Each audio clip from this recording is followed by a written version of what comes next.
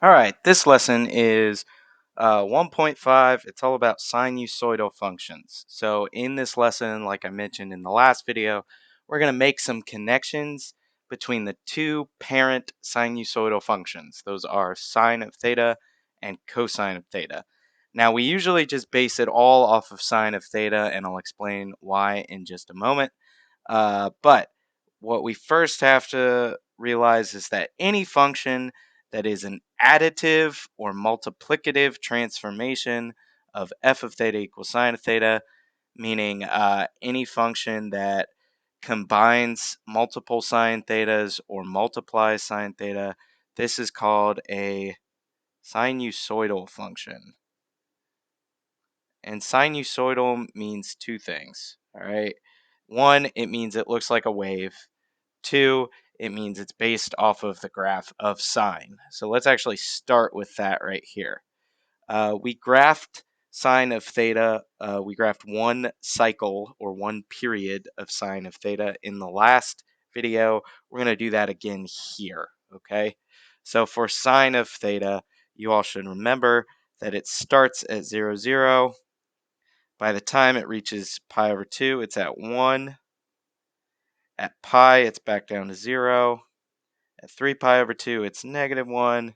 And then at 2 pi, it's at 0 again. Okay, so I can actually extend this a little bit, and then I can carefully draw my curve. Something that looks like that.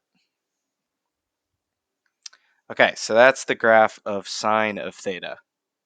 Now, cosine of theta is very, very similar, and in my last video, I mentioned that it's the same graph, it's just shifted over, and I will show you that in just a moment, but we can do the same thing for cosine. So if I look at cosine, at 0, my value is actually 1. And then at pi over 2, I'm at 0. At pi, I'm at -1. 3 pi over 2, I'm back up to 0. And at 2 pi, I'm at 1. And then I can continue it in both directions a little bit, and I can trace very carefully the path. Okay, there we go. That's cosine of theta.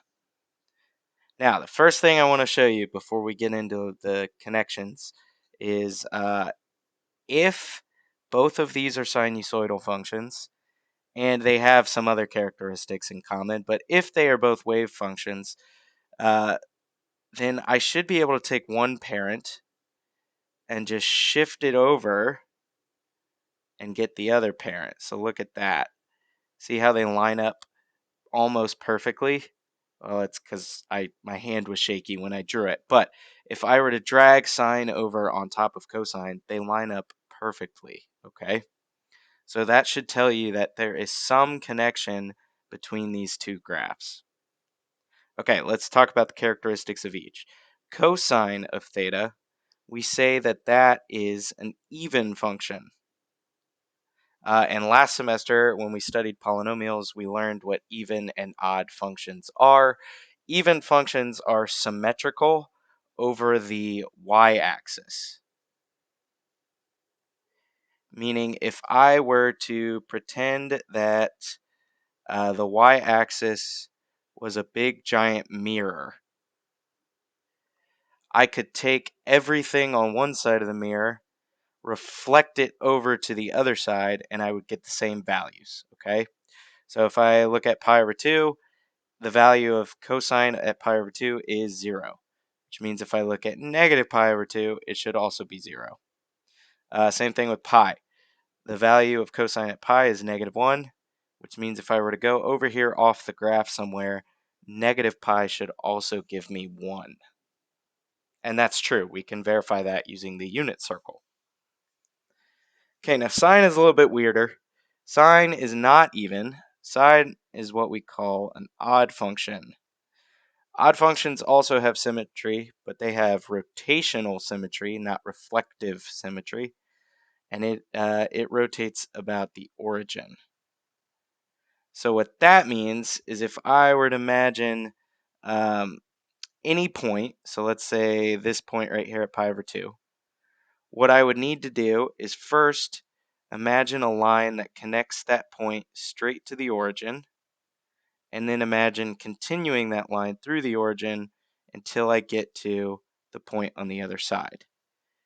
Okay, another way to think about this, if I were to pick up everything after 0 and rotate it backwards counterclockwise 180 degrees, I would get uh, these values over here. All right, so basically anything you see on the right side is going to be the same on the left side, just flipped over.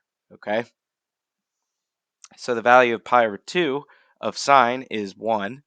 The value of sine at negative pi over 2 is negative 1. So a little bit weirder symmetry there, but it still does have symmetry. All right, now let's get into how these two relate. All right, we know that if I can drag one on top of the other, I could say cosine is a transformation of sine. In other words, if I take sine and I move it, I will get cosine. If you look at the graphs below, I've put them both on the same set of axes, and I can actually shift the sine graph by pi over 2 units to the left, and it will match up perfectly with cosine. All right, so I've actually traced this sine function for you so that I can pick it up, shift it back pi over 2 units, and get the exact same curve for cosine. Okay, how do I know it's pi over 2 units? Well, if you look at, the easiest thing to do is look at the peaks.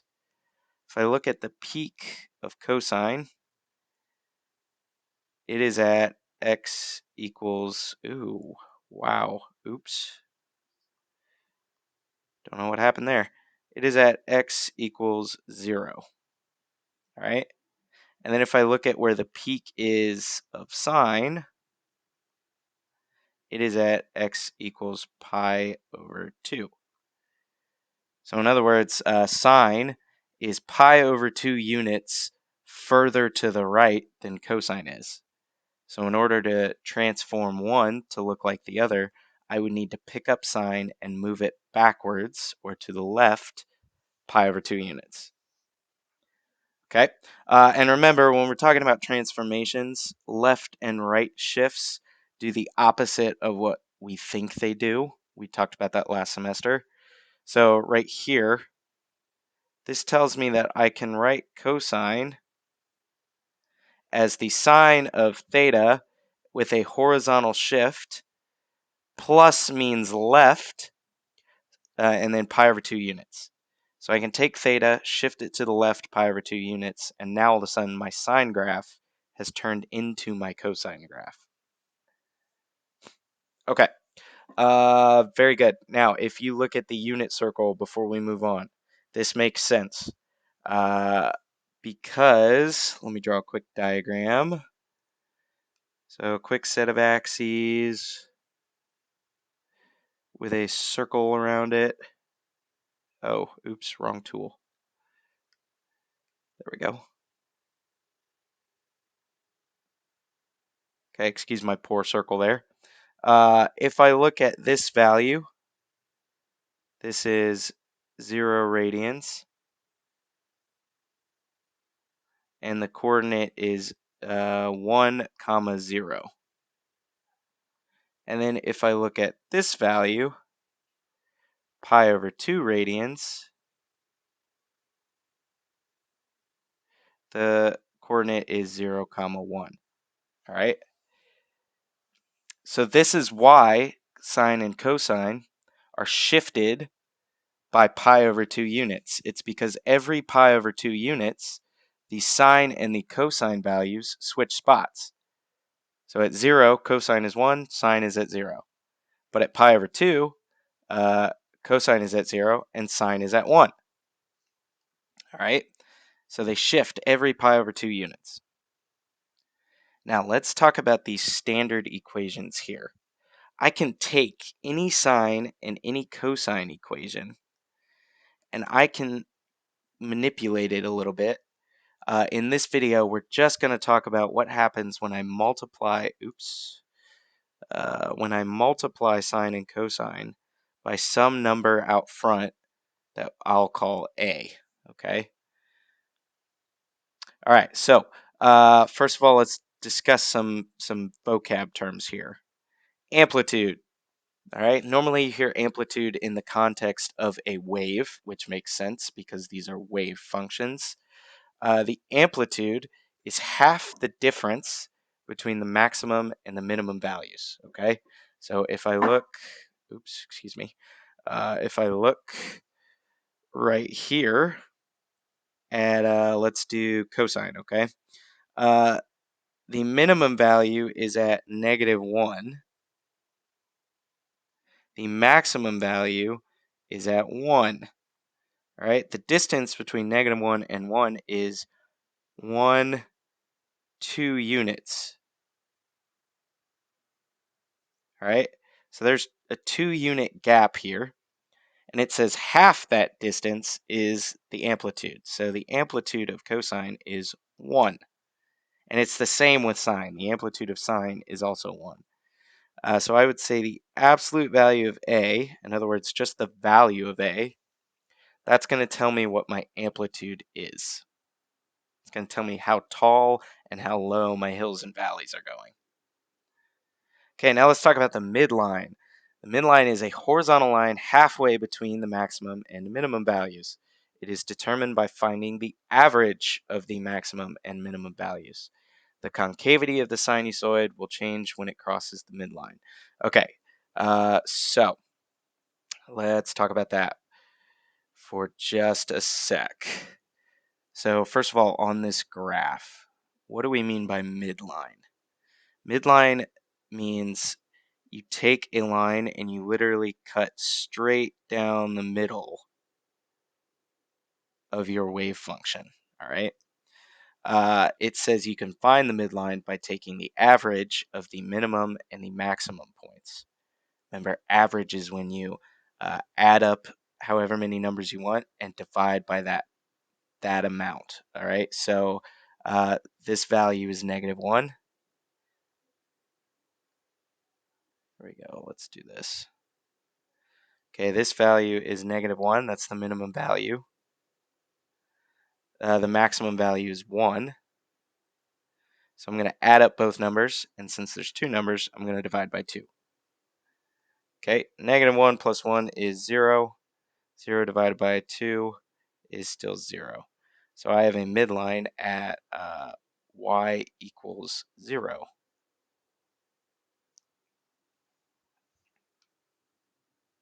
Okay, very good.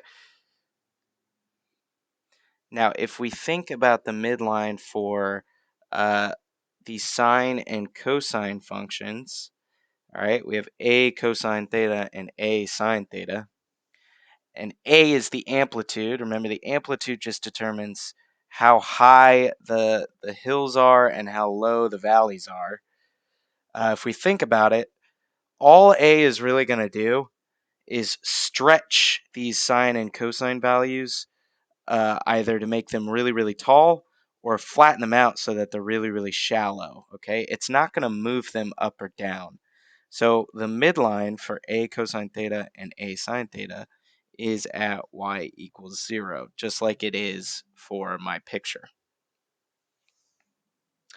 Okay, now in a couple lessons ago, you guys learned about the period of a wave function. That is how long it takes to complete one cycle of the wave. The way you find the period, there's lots of ways. The easiest way is to find the distance from one maximum value to the next, or from hill to hill, or to find the distance from one minimum value to the next, or from valley to valley. In a sine and a cosine graph, because we're talking about the unit circle and going around a full circle, we know that these complete one full cycle every 2 pi units. Okay, so one cycle or period of a cosine theta and a sine theta is 2 pi. We say it is the reciprocal of frequency. We'll talk about that in a minute. The change in theta values required for the function to complete one full cycle. So it takes 2 pi radians to complete one full cycle. Real quick, I just realized for midline, I did not talk about this sentence right here, the concavity of the sinusoid. Okay, that's a big fancy math term for every time my wave hits my midline, I go from concave down to concave up, or from concave up to concave down. So right here on sine, I'm opening up, and then I hit my midline. Oh gosh, now I'm opening down. And then I hit my midline again. Now I'm opening up again, and then I'm going to hit my midline again somewhere over here, and then I'll open down again. So every time I hit that midline, the concavity switches. All right, last, frequency. Well, if period is the reciprocal of frequency, then frequency must be the reciprocal of period. So the frequency for these functions is 1 over 2 pi. And this is the number of cycles the graph completes per 1 radian. For these functions, the frequency is approximately 0.159 cycles per radian. All right, so this is a weird concept. This is asking how far along the circle do you have to go through 1 radian? All right, so how many cycles does it take to go through 1 radian? It takes 1 over 2 pi cycles. Now that's the opposite of the period, which is asking how many radians does it take to complete 1 cycle? See how those sentences are a little flipped? So one more time, period is how many radians does it take to complete 1 cycle? That's 2 pi radians. Frequency is the opposite question. How many cycles does it take to pass through 1 radian? It is 1 over 2 pi cycles. Okay, and if you need a visual, you've got your unit circle, 1 over 2 pi, or 1 radian. That's about right there. Okay.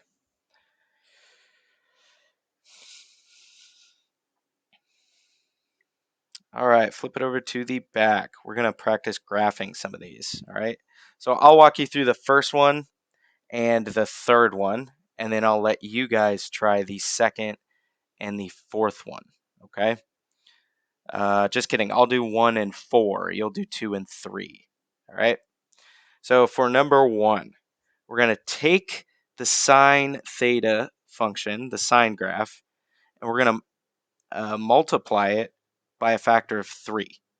Okay, so in this case, my a value is 3. And I know the amplitude is the absolute value of that, so the amplitude of my wave is going to be 3. Okay, now how does the amplitude help me? Well, normally my sine function starts at 0, and at pi over 2 units, it goes all the way up to 1, and it peaks out at 1. Well, now I've stretched that value by a factor of 3. I've multiplied it by 3.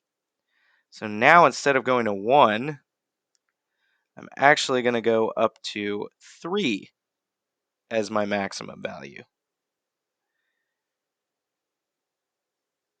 And then at pi, I'm back down to 0. At 3 pi over 2, I was at negative 1 before. I'm actually going to multiply that by 3, and now I'm at negative 3. Okay, so give me, oops, I went 1 too far right there. All right, so if I carefully sketch this curve again,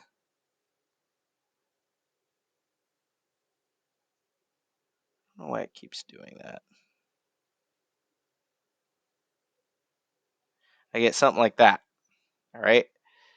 The x-intercepts, you'll notice, are still the same. I'm still at 0 at 0.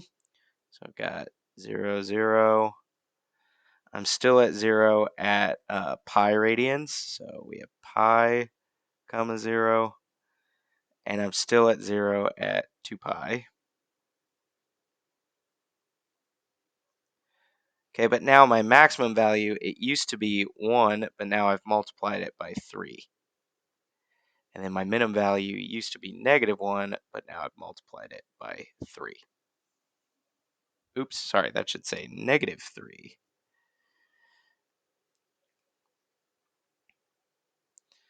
Okay, so that's how you do that one. Let's look at number 4. All right, so now I've taken the cosine graph and I've multiplied it by -4. So first of all, that amplitude, it is the absolute value of -4, which is 4 units. Okay, so the height of each wave or the depth of each, or sorry, the height of each hill or the depth of each valley is now 4 units. Okay, so I can do the same thing. Cosine at 0 usually starts at 1, but now I've stretched it up to 4. So 1, 2, 3. I've stretched it all the way up here. Okay, at pi over 2, we were at 0. At pi, we used to be at -1, but now we're at -4. Back to 0 at 3 pi over 2, and then up to 4 at 2 pi. And then I can continue this on in the other direction, just like this. And then very carefully, I can sketch my curve.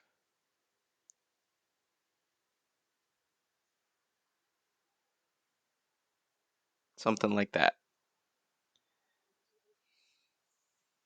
And once again, my x-intercepts are all the same. So on this graph, I have -3 pi over 2, comma 0. I have -pi over 2, comma 0. I've got pi over 2, comma 0. And I've got 3 pi over 2, comma 0. All of those are x-intercepts. Those did not change. But my maximum and my minimum values now did change, okay? So my maximum value, it was 1, and now I've stretched it by 4. And then my minimum value used to be -1, but now I've also stretched that by 4. Oh my goodness.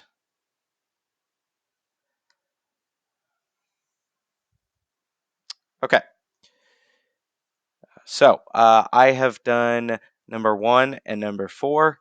What I want you guys to do is pause the video real quick, try 2 and 3. As always, I will give you solutions to that in 3, 2, 1. All right, for number 2, you should have had something that looks like this. It is exactly like cosine, except it's been stretched by a factor of 2. So now all the the maximum values and the minimum values are at 2 and -2 instead of 1 and -1. And then same thing down here. Now, I noticed for number 4, as soon as I went to give you guys the solutions, that I actually made a mistake with the picture, okay? Yes, the amplitude is always the absolute value of the A value because it's just a distance measurement, and we can't really have negative distance. That doesn't make sense. However, that negative does something. That negative, if you remember from transformations last semester, that negative flips the graph over. So I actually drew this cosine upside down. So I need to erase that. So it used to look like a W. What it really needs to look like is instead of at 0, now we're up to 4 because we used to be at 1 and we stretched up to 4. We need to stretch up to 4, but then reflect it down to -4. So now instead it looks something like this. Instead of a W, it should look like an M. So my apologies on that. That negative is important. Okay. So I say all that because when you went to do the solution for 3, hopefully you flipped sign over. So normally it starts at 0 and it starts to go up. In this case, we want it to go down. Okay, so this red dotted one is what the normal 2 sine theta, or sorry, 2 sine x would look like. The blue, the solid line, this is negative 2 sine x. So you should have just flipped it over. And of course, also stretched the peaks and the valleys by a factor of 2. Okay, last couple problems in the notes. Just want to show you some things, okay? It says for each problem, the sinusoid has been vertically shifted and has the given maximum and minimum values.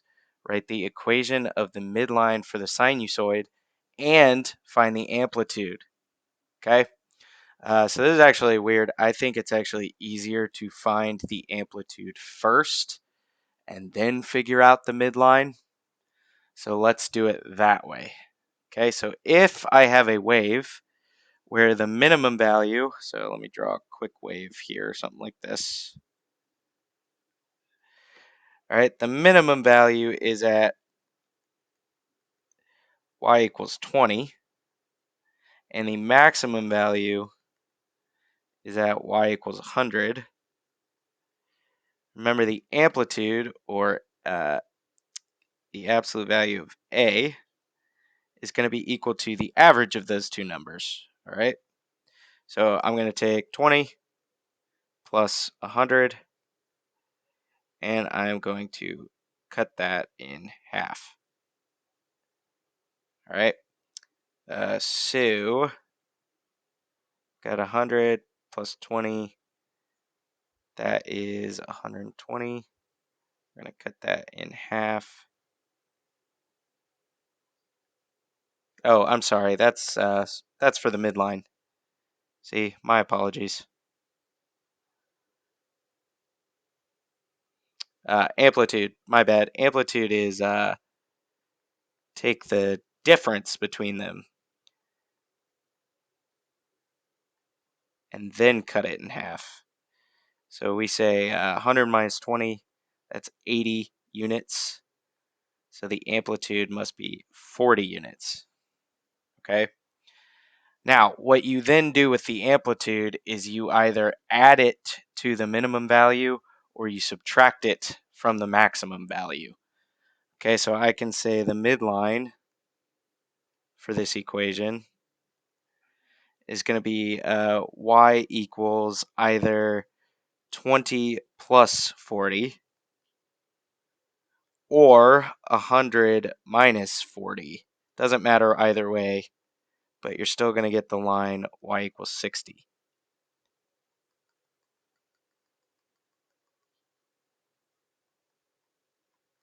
Or, what you could also do is what I started to do for the amplitude by mistake. You could take the average of the minimum and the maximum. So I could say, or I could do 100 plus 20 and then divide that by 2. Because 120 over 2 is 60, all right? So either way works. I personally like finding the amplitude first and then just adding it to the bottom. I think that's the easiest way for my brain to wrap around the concept, but whatever works for you works for you. Okay, now to end this lesson, you guys are actually going to try this last one on your own. So go ahead and pause the video. I will give you the answer in 3, 2, 1. Okay, so for the amplitude, remember you're going to take the maximum minus the minimum to find the distance between those two, and that is 45 units. And then you're going to cut that in half, so the amplitude should be 22.5. And then for the midline equation, It is the line y equals, and then the way I like to do it is take the minimum and add the amplitude.